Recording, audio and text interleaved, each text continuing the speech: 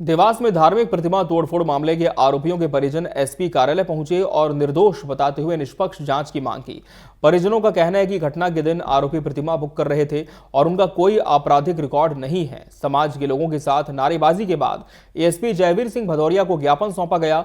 इस मामले पर अब राजनीति भी गर्मा गई है। कांग्रेस नेता अरुण यादव ने ट्वीट करते हुए आरोप लगाया कि दलितों पर अत्याचार किया गया। उन्होंने मांग की कि ऐसे पुलिसकर्मियों को तुरंत निलंबित किया जाए। और ऐसे पुलिस वाले जो हैं वो रात को अपने नजर धूल में अपनी मस्तियों में ऐसे गरीब बच्चों को पीड़ित करते हैं और उनको तोड़ करते हैं। ये ऐसा नहीं होना चाहिए। हमने तो कर कुछ लेना, हमारा कुछ भी नहीं समझ लो। और नई जनरेशन नहीं है, बच्चे उनका पुलिस से खराब नाम। मेरा नाम मोहन अजमेरी है। लाइन था, वहाँ गए तो हमें बोला कि कोतवाली में, कोतवाली गए तो बोले कि बावले हैं, बावले जाते हैं तो फिर कोतवाली लाइन है। हमें 2 दिन तक ऐसा गुमराह किया गया और जब एक पुलिस वाले हमको ऐसी जानकारी मिली कि ये बावले थाने का केस है मारा।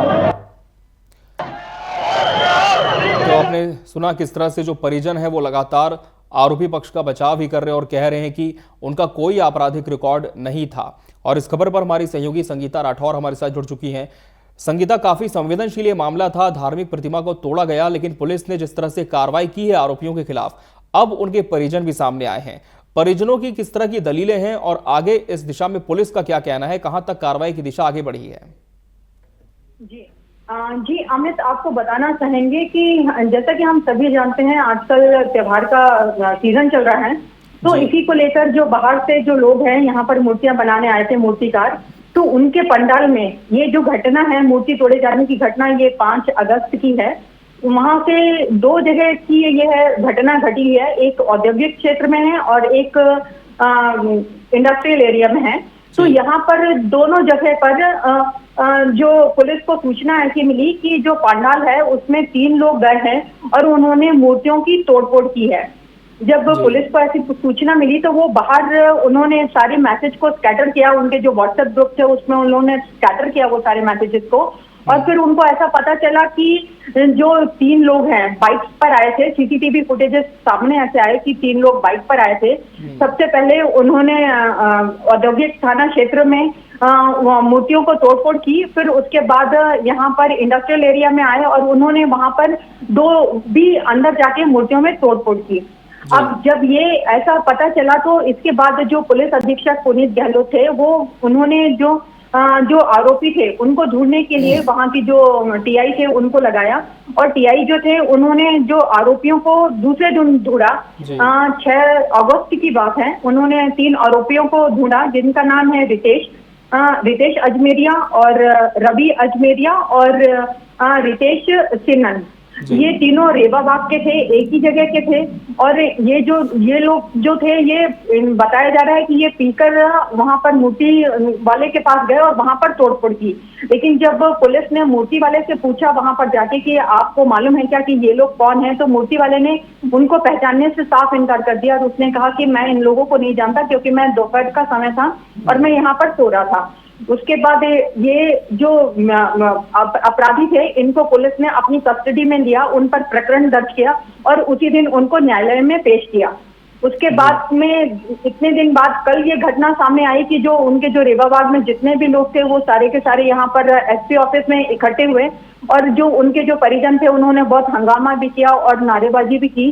और उन्होंने साथ में ये जो परिजन थे उन्होंने ये इल्जाम लगाया है पुलिस पर कि उन्होंने ठीक से उनकी अच्छे से कार्रवाई नहीं की, निष्पक्ष नहीं है, उन्होंने देखा नहीं, कोई उनके पास सबूत नहीं थे और उन्होंने लेकर उनके साथ मारपीट की है। उनके साथ थर्ड डिग्री जो है वो अपनाई गई। उनकी जो माताजी थी वो भी काफी ज्यादा रो रही थी और जो उनके पिताजी हैं उन्होंने कहा कि जो मेरा बेटा है वो अब चल फिर भी नहीं सकता। काफी सारे घाव के निशान उन्होंने बताए, फुटेजेस जो थे उन्होंने हम लोगों को सेंड किए थे, उसमें बताया कि उनको कैसा लग गया है लड़कों को। और वो जो तीनों जो लड़के थे वो अभी हॉस्पिटलाइज्ड है। फिर उसके बाद हम लोग ने जो एडिशनल एसपी जयवीर सिंह भदौरिया से जब हम लोग ने बात की तो उन्होंने बताया कि जो उस समय जो ये जो घटना थी जब हम लोग ने उसको लिया गया था प्रकरण दर्ज किया था, तीनों जो थे युवक जो थे जी। उनके ऊपर जब हमने प्रकरण दर्ज किया उस समय उनका सीसीटीवी फुटेज निकाला गया था। करीब हम बिल्कुल लोगों ने संगीता, 50 संक्षेप में जो आपसे जानना कैमरे चाहेंगे कि फिलहाल तो पुलिस कह रही है कि ये आरोपी हैं, परिजनों की बात अलग है, लेकिन अभी इस पूरे प्रकरण में क्या हो रहा है? क्योंकि अभी तो वो बच्चे हॉस्पिटलाइज्ड में बताया जा रहा है जिन्हें चोट लगी है पुलिस की पिटाई से, तो अभी क्या पुलिस आगे उनके खिलाफ कार्रवाई कर रही है या फिर किसी तरह से बैकफुट पर आई है?